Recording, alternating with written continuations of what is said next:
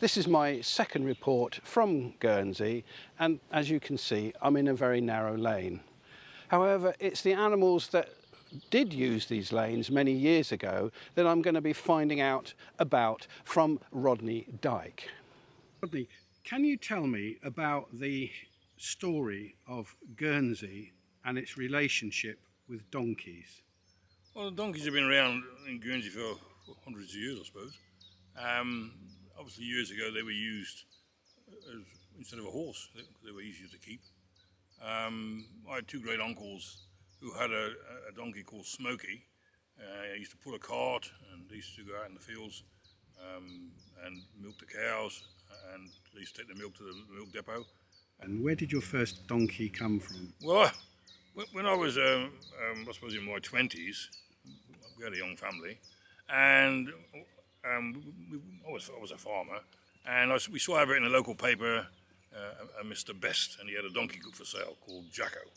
So I paid £50 for Jacko, and he was really good. You could ride him, and you could put a little cart in front of him, and behind him, shall I say. And so I kept him for many, many years, and then I sold him to somebody else for a pet. And for 3 or 4 years I was without. And then my daughter had a horse, and so as a companion I bought another donkey called Clara, who I paid £65 for, and she died in 2003. She was 36 years old, and we couldn't find anything locally at the time, so we had 4 from France, and 2 of them were in foal, and by the time they arrived here, they'd produced us 2 young donkeys, one called Maybelle and one called Cracker. So it's almost a bog-off, really. Buy one, get one Yeah, free. absolutely. Yeah. And these donkeys that we bought, they were in a village somewhere in France causing havoc.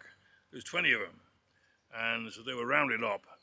And a friend of mine heard about them on the internet or whatever, and so we bought them.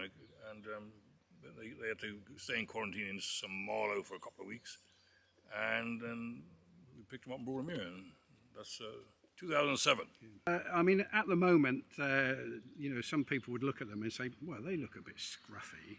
So can you explain, what the situation is with their coats? Yeah, well, they're losing their winter coat at the moment, and so that's why they are looking a bit scruffy. As you saw them before, they were rolling in the ground, and it's just to get rid of all this old fur. And in about 3 weeks' time, they'll look really well. They'll have a beautiful glossy coat, it's shining, and then by August they start to grow the winter coat again. And we outwinter them, but we put rugs on them in the winter. They haven't been inside for many, many years. I think when we had a lot of snow in 2013, I think I put them inside. Well, I gave them access to a shed in a field which they didn't even bother using. They stayed outside. So they're pretty tough. You get a lot of tourists on the island. So do you get tourists stopping by to see them, or? Well, it depends where they are. But yeah, people take photographs of them all the time. Walking through the lanes, like these little lanes around here. They go to the shows, the West Show, the Vintage Agricultural Show. We were down Vars on Liberation Day. We took some donkeys down there and some goats, and various other events. Palm Sunday, we do 6 churches, which we take donkeys to, and various other events. And I really enjoy it. And so do the kids. It's for the kids, really. So has it developed into a business, or is it just purely just for fun? Just for fun. You enjoy having them around? Yeah, absolutely. Yeah, absolutely. Yeah. My routine every morning, 7 o'clock I'm here, and they get their breakfast, and I move the fence. And as it happens, then I've got various fields all over the parish, and so they're here for another 4 days, 5 days, and then we move them down the lane to another field. And that's the routine, And they're all characters, are they? Oh, they're all characters.